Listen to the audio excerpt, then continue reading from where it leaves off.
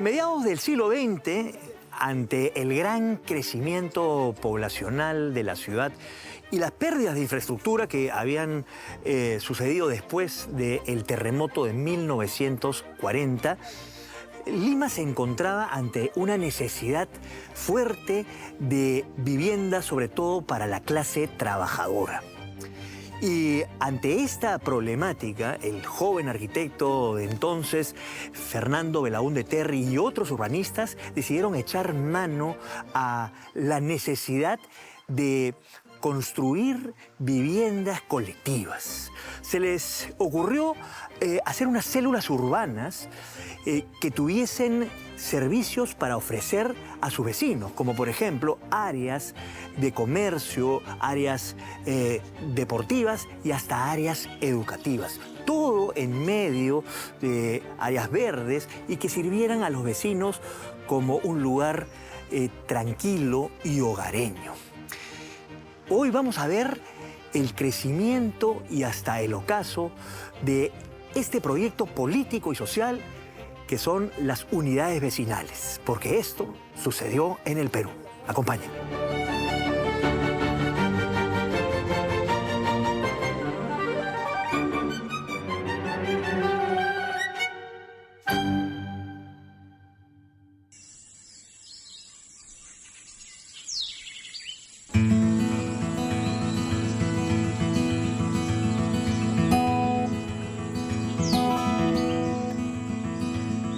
Gracias, Sharif, por acompañarnos en este recorrido que vamos a hacer a través de la historia de las unidades vecinales, que además es una historia que involucra historia social, política, económica, pero también una historia de diseño y cómo la arquitectura y el urbanismo afrontó los retos de sus épocas, ¿no? Siempre me gusta definir dónde estamos, ¿no? Estamos en uno de los conjuntos vecinales icónicos de la época, este es Mirones, que tiene una estructura que se repite en otras, ¿no? Entonces, quizás me gustaría empezar por definir qué cosa es una unidad vecinal o UV, como ya se conoce en el argot actual, ¿no? ¿Qué cosa es una unidad vecinal? A ver, la idea principal de la unidad vecinal es ofrecerle a la sociedad y sobre todo a una sociedad nueva, emergente para los años finales de los 40, comienzos de los 50, una oportunidad de integrarse a la vida urbana con todas las condiciones ideales, vamos a decir, para el desarrollo social, político, como lo decía Belaúnde también en sus discursos iniciales a mediados de los 40, donde puedan disfrutar no solamente de una vivienda digna, sino además tengan educación, salud, espacios de recreación. ¿No? Todo el equipamiento que tiene la unidad vecinal era capaz de sostenerse casi autónomamente en una zona donde todavía habían muchas chacras para este lado de la ciudad. Claro.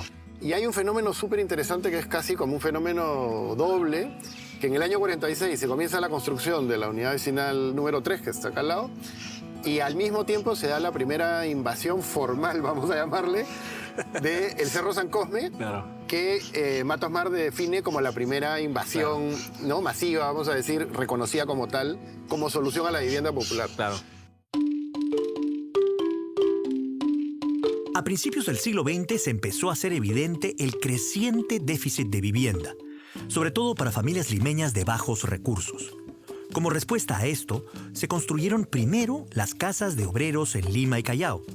Para los años 30, el Estado, a través de la Beneficencia y la Junta Pro Desocupados, construyó ya no solo casas, sino proyectos enteros, los denominados barrios obreros y los barrios fiscales. Empezaron efectivamente con los barrios obreros por ahí de la década de los 30 como idea que venía ya de este momento de industrialización, no solo de Perú, sino ya de otros países. La idea era mejorar las condiciones de vida justamente de estos obreros que vivían en las zonas industriales, que se había visto que la higienización, la salubridad, pues iba a menos. Los vecinos de la Lima de la década del 30 del siglo XX, cuya población superaba los 440.000 habitantes, vieron cómo surgían barrios obreros en La Victoria, Caquetá y el Rímac. Estas construcciones recibieron inspiración de la arquitectura alemana de entreguerras, es decir, el periodo que transcurre entre la Primera y la Segunda Guerra Mundial. El Estado efectivamente toma acción con estos primeros proyectos de los barrios obreros para mejorar las condiciones de vivienda, para tener una mayor autoridad a nivel de controlar las calidades de vida tanto dentro de las viviendas, que éstas tengan mejores sistemas de higiene, y también en los entornos, en los alrededores, ¿no? Que también ya se concebía esta idea del entorno urbano que pudiese tener mejores condiciones para tanto las personas que habitan dentro de estos barrios como aquellos que también se encuentran alrededor.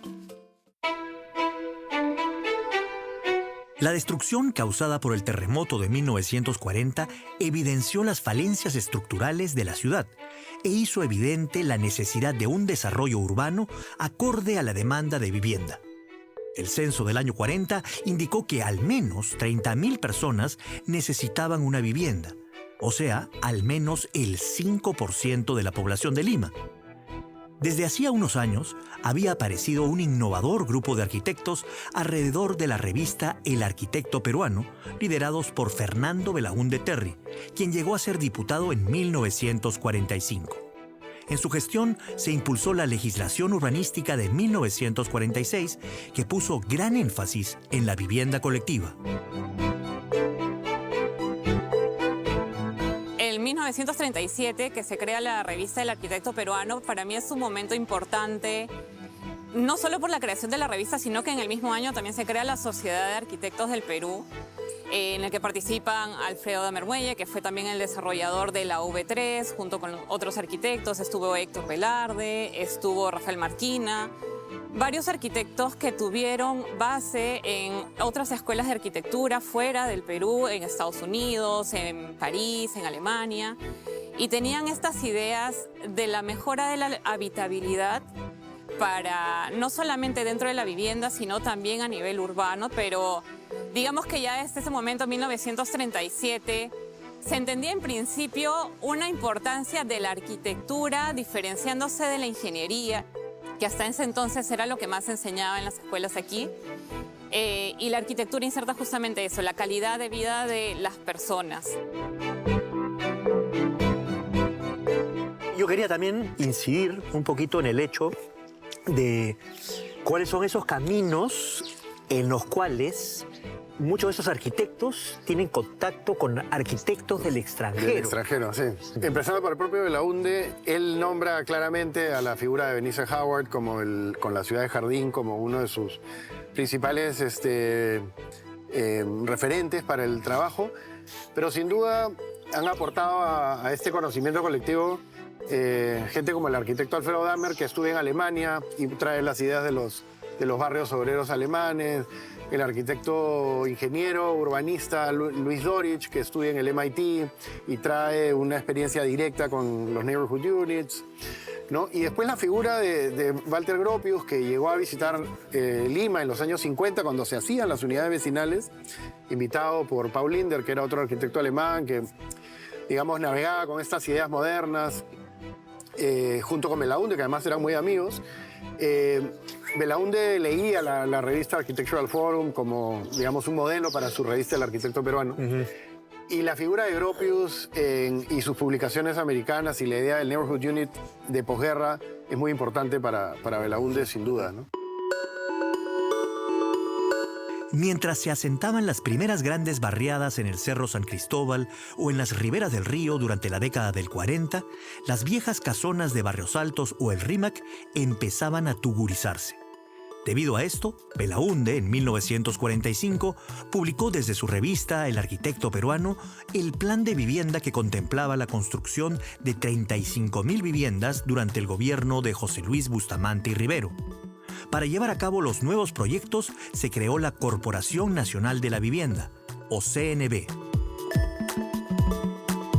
Se crea, en el gobierno de José Luis Bustamante y Rivero, en el 46, y justamente por propuesta de Fernando Belaúnde Terry, que en ese momento era diputado, y era para darle una idea de mayor protagonismo al Estado en el desarrollo de la vivienda social, ya que ellos gestionaban los terrenos, el presupuesto para el desarrollo de estas unidades vecinales, empezando por la V3, que se desarrolló entre el 45 y el 49, que luego daría pie a otras unidades vecinales como Mirones, Matute, la unidad vecinal del RIMAC.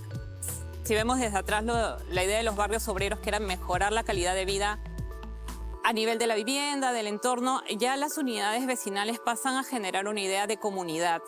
Una idea de no solamente que sea salubre y que sea habitable a nivel de infraestructura, sino que también que sea habitable a nivel de servicios.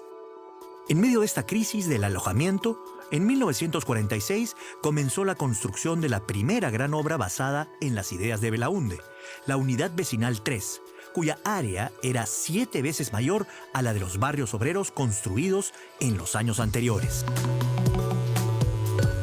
La Unidad Vecinal 3, por un lado, refleja este intercambio de ideas entre los modelos extranjeros, norteamericanos, que hablan sobre estos conjuntos habitacionales, ¿no? Las Neighborhood Unit y estos ideales de nuevas sociedades, y cómo estos se aplican hacia nuestro contexto, ¿no? Tratando de crear modelos para nuestra sociedad, ¿no? Entonces, uno de los legados va dentro de esa línea de ver cómo es una nueva propuesta no solo de la vivienda, pero sino también del conjunto, ¿no?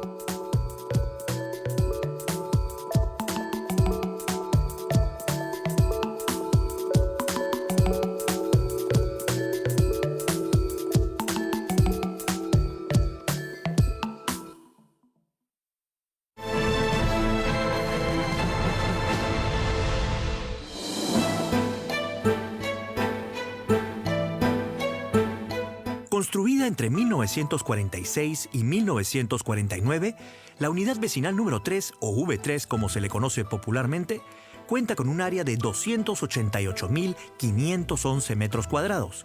Según el plan, fue construida para 1.112 viviendas y para albergar al menos a 5.500 personas. El coordinador del proyecto fue Belaúnde, y además participaron Juan Benítez, Luis Dorich, Alfredo Damert, Carlos Morales Maquiavelo, Manuel Balega y Ernesto Montañe. La obra, promocionada por la CNB, se constituye como un conjunto habitacional pionero en América Latina, ya que adapta perfectamente la idea del Neighborhood Unit americano. La V3 marcó el inicio de las unidades vecinales y estableció la definición: conjuntos con equipamiento completo, red vial interna y controlada, y diversidad tipológica de las estructuras para albergar a familias de clase media.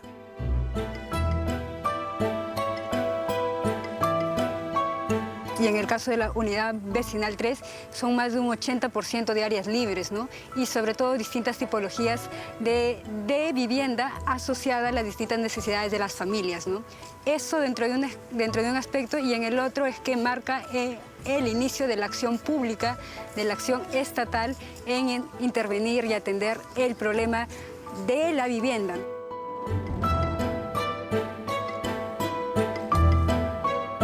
En el centro de la unidad, construida a medio camino entre el centro de Lima y el Callao, en la ex Avenida Colonial, ahora Óscar Benavides, se ubica una extensa área donde se alojan todos los servicios, como el mercado, la posta, las canchas, la iglesia y los espacios educativos, como el Colegio Juana Infantes Vera.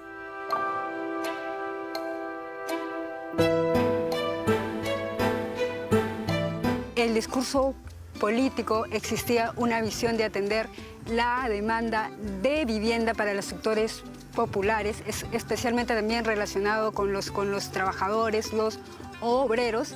En la práctica, estos grandes conjuntos habitacionales estaban dirigidos para sectores medios, para un emergente sector medio que, digamos, empieza a consolidar desde el lado formal, ¿no? Que eran trabajadores públicos, asalariados, gente que tiene un empleo hasta en empresas también cercanas, ¿no? Digamos, fábricas de este sector, que son los que estarían en las condiciones de poder pagar, ¿no?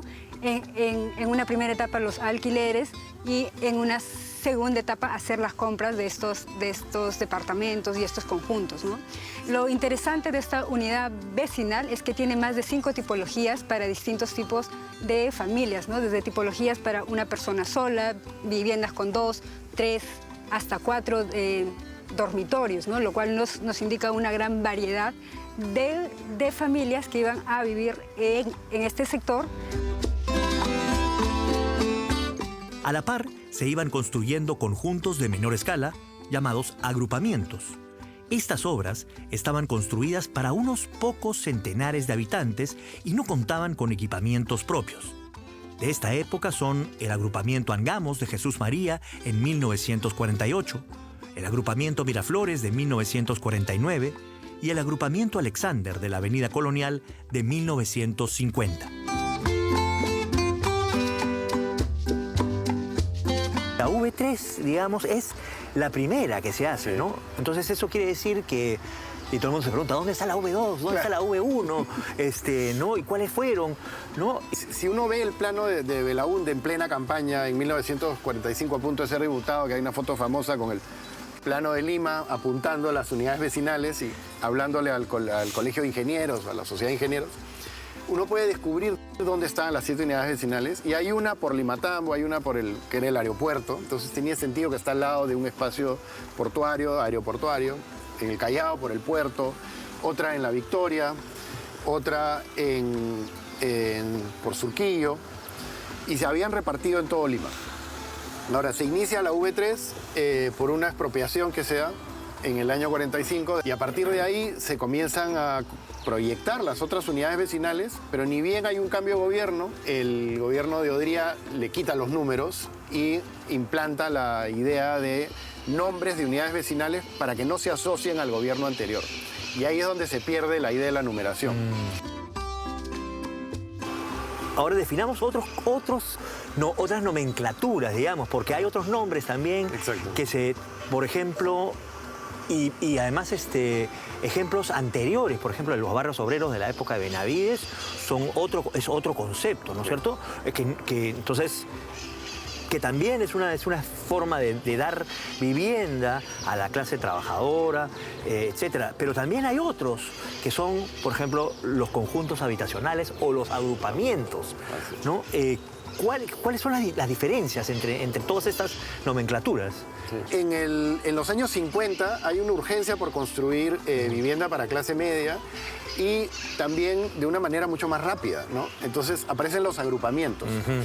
Que se instalan rápidamente, y muy pocos equipamientos, apenas una bodega, alguna cuestión, porque se instala en un barrio que tiene normalmente todos los servicios, y de manera, digamos, peatonal accedes al colegio, al mercado.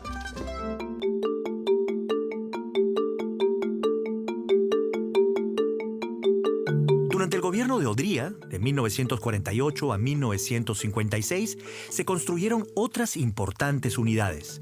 Por ejemplo, en 1951 se empezó a construir la de Matute, con más de 200.000 metros cuadrados y planeada para más de 5.700 habitantes. Esta fue diseñada por Santiago Agurto, Luis Peral y Luis Vázquez en su primera etapa, mientras que Enrique Siriani se encargó de la segunda. Como en las otras unidades, se construyeron varios tipos de vivienda y se priorizó al peatón sobre el vehículo.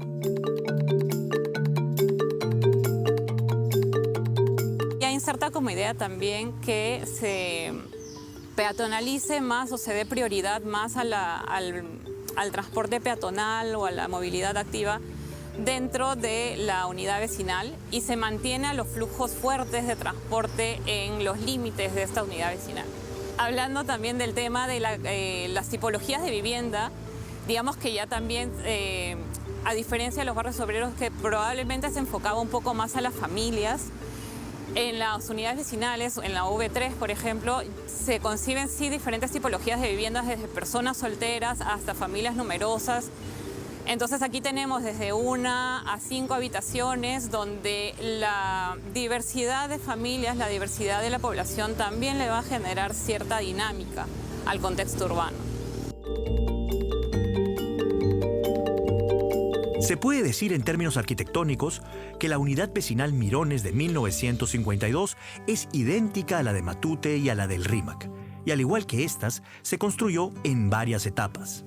Mirones está ubicada también en la ex Avenida Colonial, en la zona industrial Lima Callao, con un terreno de 26 hectáreas, fue diseñada para 2.200 viviendas y 6.500 habitantes.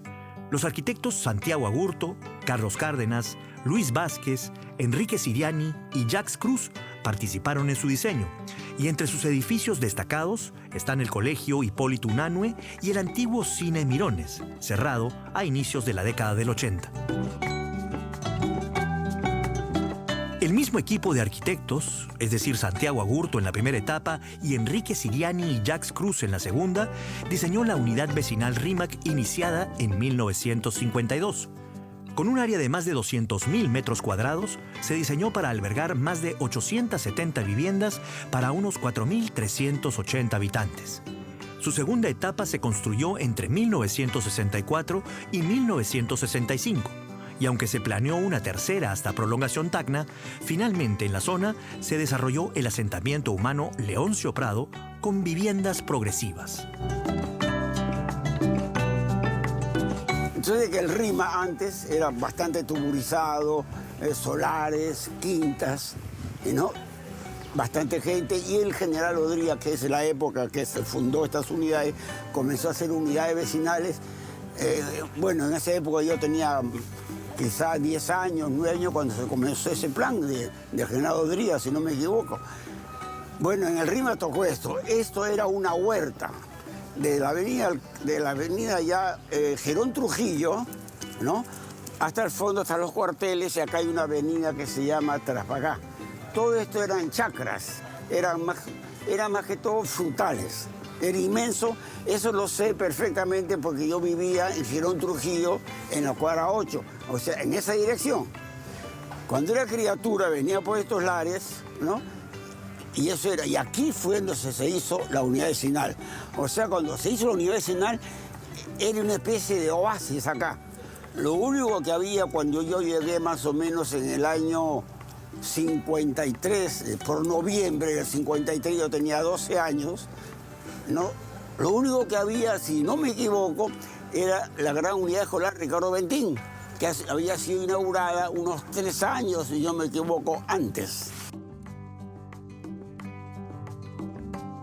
Las unidades vecinales destacaron no solo por su diseño funcional, sino también por la solidez de sus estructuras, las cuales resistieron con daños mínimos terremotos como los de 1966 y 1974. Las estructuras de estas unidades vecinales son fabulosas. En ese tiempo se trabajaba, creo que con mucha más honorabilidad en cuanto a materiales y todo. Tanto las casas como el centro comunal han resistido muchos embates de la naturaleza. Las casas antiguas, yo vivo en Chalé, las casas antiguas están hechas de tal manera que si usted entra y ve las paredes, los muros de las paredes, y no tienen columnas, son hechos sobre columnas de ladrillos, quincones antiguos, y cemento, que es cemento. Cuando uno hace remodelaciones internas, los albañiles sufrían para romper esas paredes. Quería hacer un arreglo, sufrían porque están hechos de tal manera que... Y esa es la base importante que han resistido tanto a los temblores, terremotos. Uno de los elementos más distintivos de las unidades vecinales es su zona de equipamiento, que concentra áreas comerciales, la iglesia, el centro cívico y el centro comunal. Un aspecto muy importante es el salón comunal. Es parte de la unidad vecinal. Salones amplios, muy cómodos. Para la época, acá se hacían reuniones de preferencia para los familiares de la unidad, exclusivamente para los familiares de la unidad. Fiestas, 15 años, matrimonios, diversas actividades. También había un club de madres que tenía su zona de actividades en el salón comunal. Había teatro, danzas, mucha actividad. En distintas fechas del año se hacía campañas de Navidad, fiestas patrias, Día de la Madre, Día del Padre. Era una actividad constante que, bueno, con el transcurrir del tiempo también ha ido decayendo un poco, pero había mucha actividad. El censo de 1957 indicó que Lima ya superaba el 1.000.000 de habitantes y la demanda por vivienda seguía creciendo. Paralelamente se siguió construyendo agrupamientos y nuevas unidades vecinales.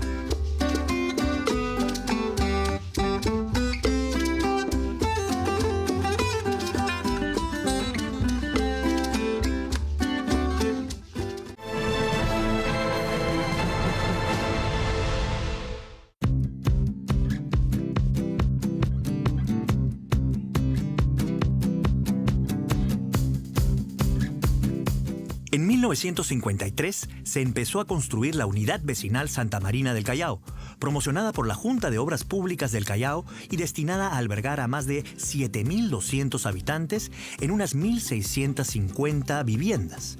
Santa Marina fue diseñada por Mario Bianco, Adolfo Córdoba, Ernesto Gastelumendi, Luis Miro Quesada y Raúl Morey, e iba a llamarse inicialmente Unidad Vecinal 2, pese a que se construyó después de la V3 y de la de Mirones, que iba a ser la V1. Mientras se construían estos grandes complejos, en las afueras de Lima seguían asentándose nuevas barriadas. Se estima que a mediados de los 50, al menos 120.000 limeños vivían en barriadas.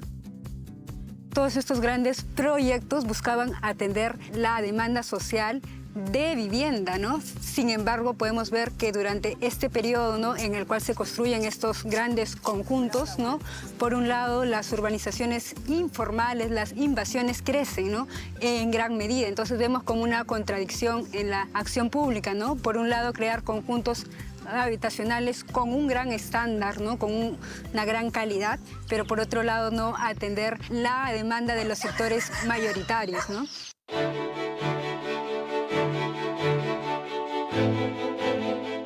En 1964 se comenzó la construcción de Palomino, proyecto llevado a cabo en conjunto por la Beneficencia de Lima, el Fondo de Jubilación Obrera y la Junta Nacional de Vivienda, entidad nacida en 1963 de la fusión de varias oficinas estatales dedicadas a la construcción y el urbanismo, como la CNB.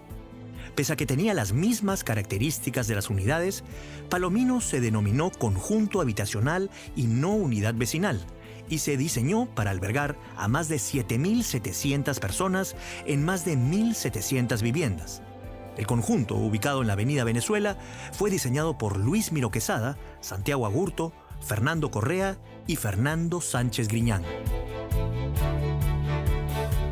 Lo que motivó a mis padres es trabajar cerca a su centro de trabajo, más aún cuando papá trabajaba en lo que eran las empresas eléctricas asociadas, ¿no? Y eso, la central Santa Rosa estaba en el cercado, igual que acá, pero había que tomar una sola unidad móvil para llegar hasta allí, ¿no? Entonces eso le significaba a él un ahorro de tiempo y permanecer más con su familia, ¿no?, hasta cierto punto. Y como usted ve, estos edificios de 4 pisos, a pesar del tiempo, siguen manteniéndose firmes. Hay un poco de paredes descascaradas que se pueden resonar, pero la estructura en sí sigue fuerte, ¿no?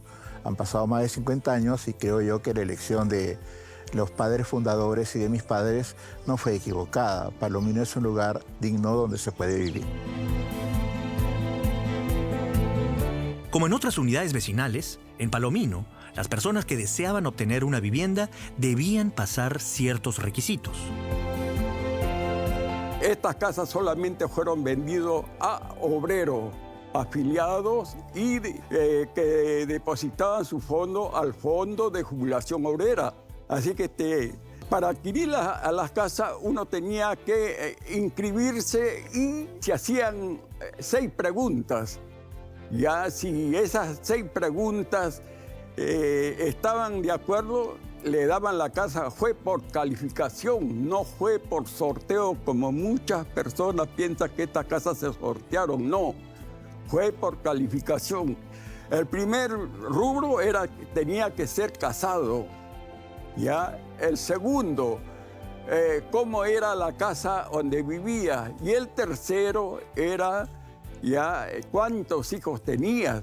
¿Ya? Esas eran las 3 preguntas que hacía la asistente social para su calificación para poder vender la casa. Y las otras 3 preguntas se hacen ya a la empresa, ya cuántos años de servicio tenía el que se había inscrito, ¿ya? Cuánto ganaba, ¿ya? Y cuánto, qué tiempo de servicios tenía trabajando. Tanto en la V3, Mirones, Rímac, Matute o Palomino, los vecinos debieron llevar a cabo varios trámites y pagos para lograr formalizar la propiedad. A veces el proceso de saneamiento podía durar largos años. Adquirimos nosotros la casa en el año 1967 y lo terminamos de pagar en el año 1986. Una vez pagada la casa, nosotros teníamos que tener nuestro título de propiedad. Cuando terminamos de pagar la casa, reclamamos a la vendedora, que ya en ese tiempo era el Instituto Peruano de Seguridad Social, el IPS. La casa no estaba saneada. Todo Palomino no estaba saneada. ¿Qué cosa se llama sanear, no? No había declaración de fábrica, no estaba inscrito en los registros públicos, no había independización, no se había hecho absolutamente nada y todo esto teníamos que haberlo empezado a hacerlo nosotros. Inicialmente, el Estado esperaba que las personas que llegaban a las unidades solo las alquilasen temporalmente para luego buscar y adquirir una vivienda nueva. Sin embargo, el plan inicial se tuvo que cambiar y la mayoría de familias se quedó.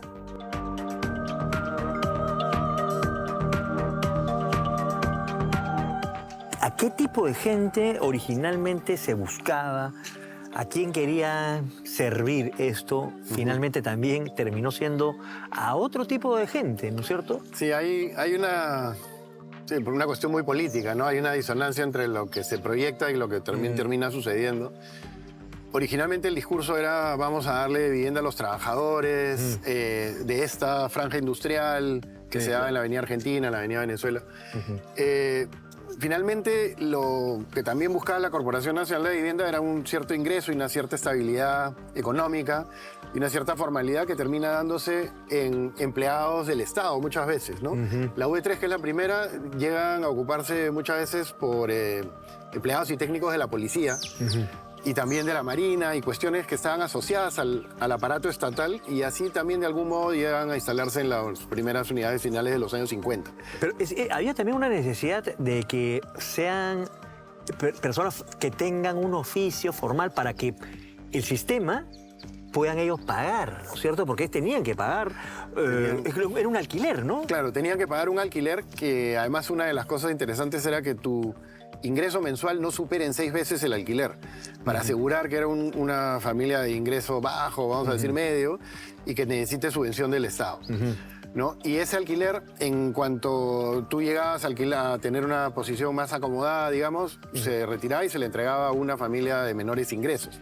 Esa era la idea. Y termina siendo ya no un alquiler en donde iba a vivir una familia y después pasaba a otra familia, sino a ser propietarios. Sí, a mediados de los años 50 el gobierno cambia su estrategia de vivienda, de cómo solucionar la vivienda colectiva, popular, vamos a decir. Y vende las unidades vecinales para no tener ni siquiera que invertir en ellas, y se dedica a diseñar barrios populares de vivienda progresiva en las periferias de Lima. La construcción de estas grandes obras del buen vivir no hubiera sido posible sin la figura del arquitecto y 2 veces presidente del Perú, Fernando Belaúnde Terry, quien gobernó de 1963 a 1968 y de 1980 a 1985.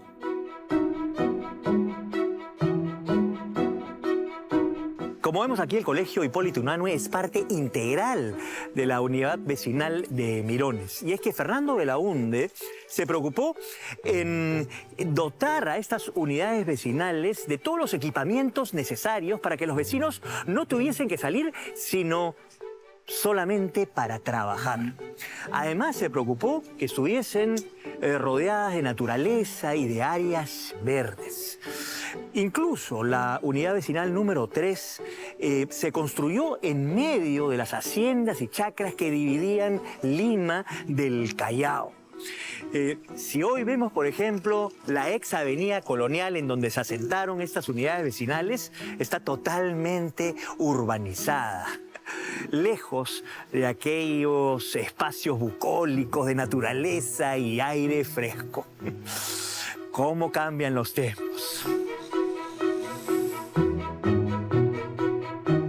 Pero hemos mencionado varias veces también el nombre de Fernando Belaúnde, ¿no? Y creo que habría que poner de relieve que este es el gran personaje que impulsa estas ideas y de verdad que tiene un mérito increíble. Pero él, ¿cuál es su camino para llegar a ¿no? También lo hemos hablado un poquito, pero podemos ver cuáles son sus influencias, qué es lo que él pretende acá, cómo se instala dentro de la política, digamos, para poder vender, entre comillas, esta idea a la sociedad y también al Estado, ¿no? Claro. Bueno, Belaúnde comienza con una plataforma que cuando él entra como diputado al gobierno, su padre era ministro del gobierno de Bustamante y Rivero, ¿no? Entonces tenía una estructura, digamos, de apoyo dentro de la organización de los diputados.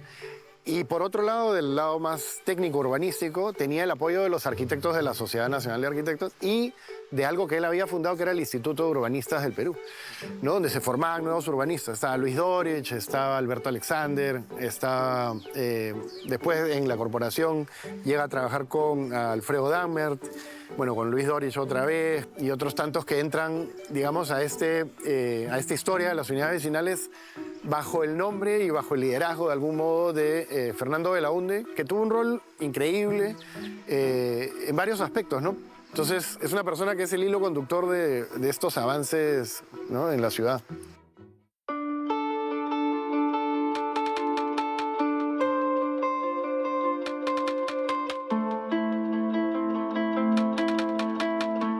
En los años 60, durante el primer gobierno de Belaúnde y en paralelo a la construcción de unidades como Palomino, surgieron proyectos que marcaron un quiebre con las lógicas anteriores, complejos para clases medias acomodadas y con altos edificios.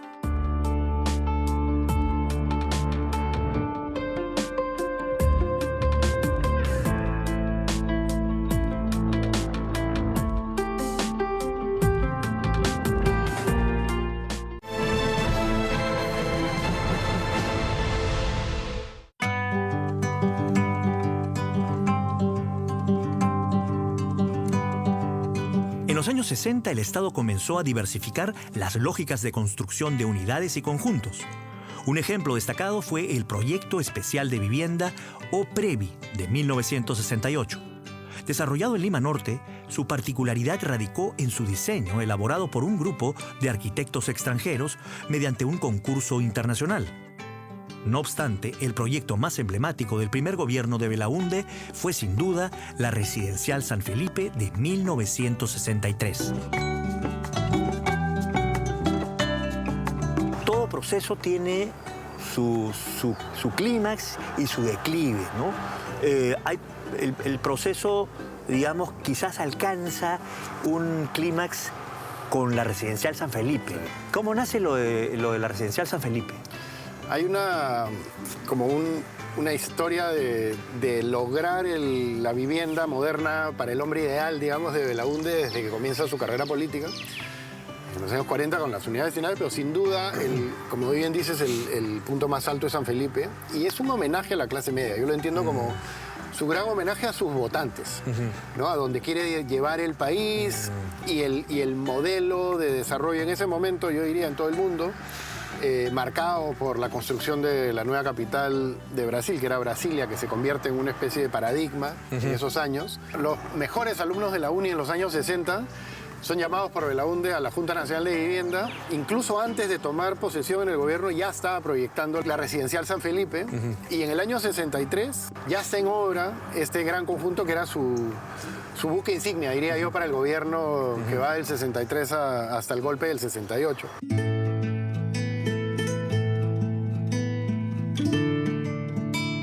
A pesar de sus diferencias, todas las unidades vecinales compartían un rasgo común.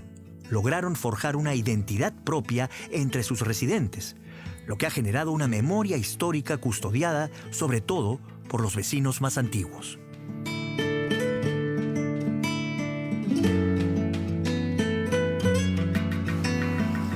había mucha hermandad acá. Aquí se la pasaba bien. Y a la gente de la Florida, a la gente de Ventura Rossi, a la gente de acá, le gustaba venir aquí porque encontraba ese ambiente de amistad, de camaradería. Y aquí muy pocos había pues, pleitos callejeros, ¿no? Bueno, yo me siento muy identificado con la unidad vecinal. Tan es así que en los momentos en que he tenido la oportunidad de estar en otro sitio, en otro distrito,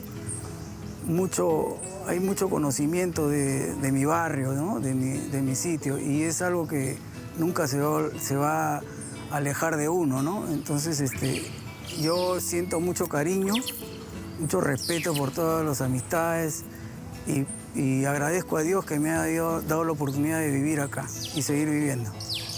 Creo que algo que sí es común para todos estos proyectos es que los residentes reconocen que sí hay un valor en la calidad no solo de las viviendas, ¿no? sino en la calidad de lo colectivo, de los espacios comunes, de los servicios que tienen, ¿no? que son proyectos que actualmente serían muy difíciles que podamos encontrar nuevas referencias, ¿no? donde básicamente están orientadas a construir solo viviendas y ya no se tiene la noción de la ciudad y lo colectivo y la vida en comunidad, que eran el corazón, digamos, de la idea de estos proyectos, ¿no?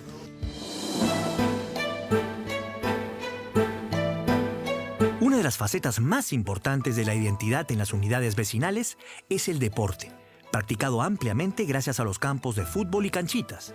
Por ejemplo, el Club Unidad Vecinal número 3 llegó a jugar en Segunda División y por sus filas pasaron el gran Héctor Chumpitaz y el vecino Percy el Trucha Rojas. Otro ejemplo, en Mirones fue donde el Mudo Rodríguez dio sus primeros toques con el balón. Ya, y los chicos creciendo y empezaron a hacer pues, equipos de fútbol, ¿no? Muchos acá recordarán a los Tigres de Palomino, los antiguos, que se inició acá.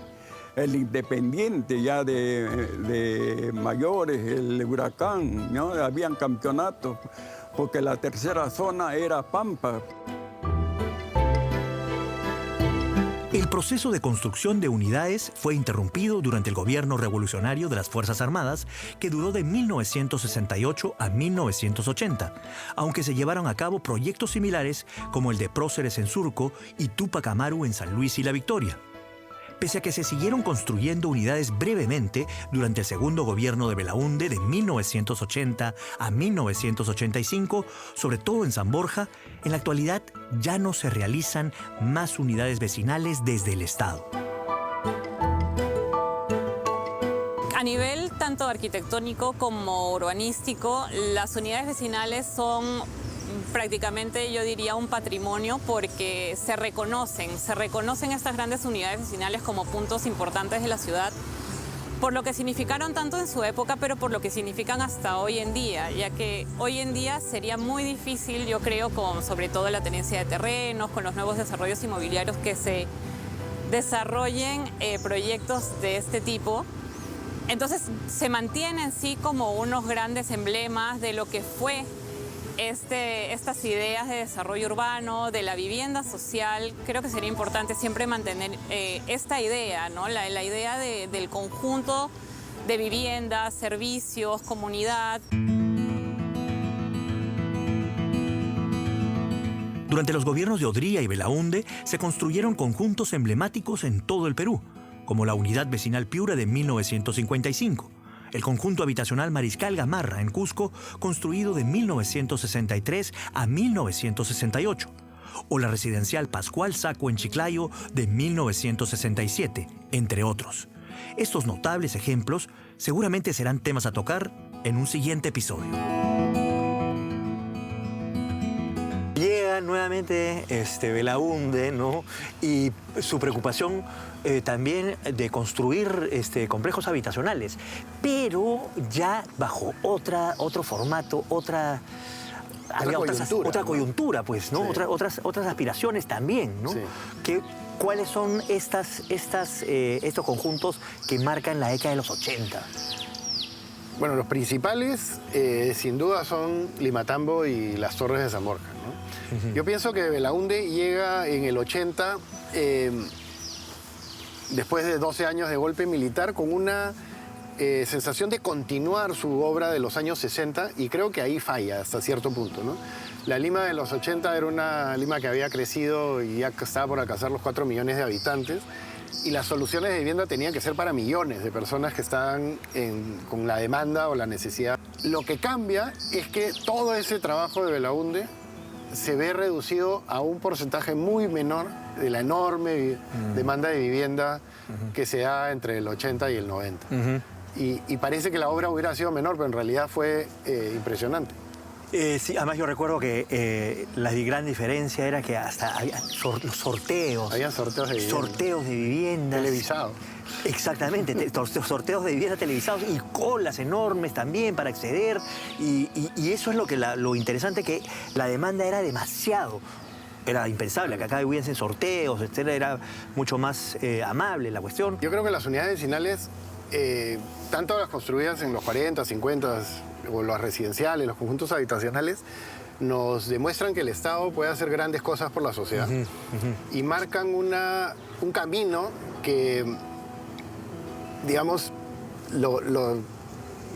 benefician a toda la sociedad en su conjunto y construyen la imagen de la ciudad. Y específicamente las unidades vecinales lo podemos ver en distintos autores, novelistas, en las películas.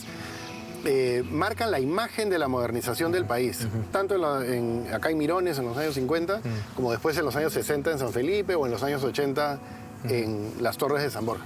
Sobre todo, además, en un contexto donde vivimos sin planificación, las cosas crecen, además, porque como generación desordenadamente, por generación espontánea, por como la ley de lo que construyo aquí, etcétera, ¿no? Entonces, sí, yo creo que hay una necesidad de urbanizar.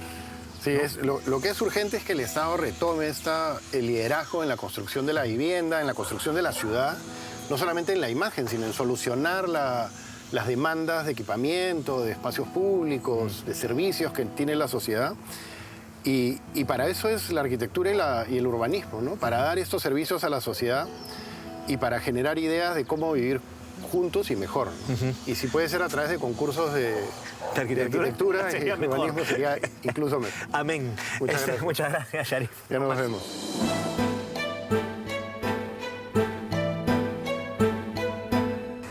Los años en que los políticos se ponían los cascos para construir estas mini ciudades en todo el valle del Rímac, o aquellos concursos que atraían arquitectos de renombre que pudiesen construir viviendas dignas para los trabajadores del Perú, parecen lejanos y hasta románticos. Las unidades vecinales nos demuestran que con planificación se pueden construir obras que perduren en el tiempo, pero sobre todo que generen identidad y arraigo, que generen barrio, que es algo muy importante en estas épocas. Nos vemos en la próxima.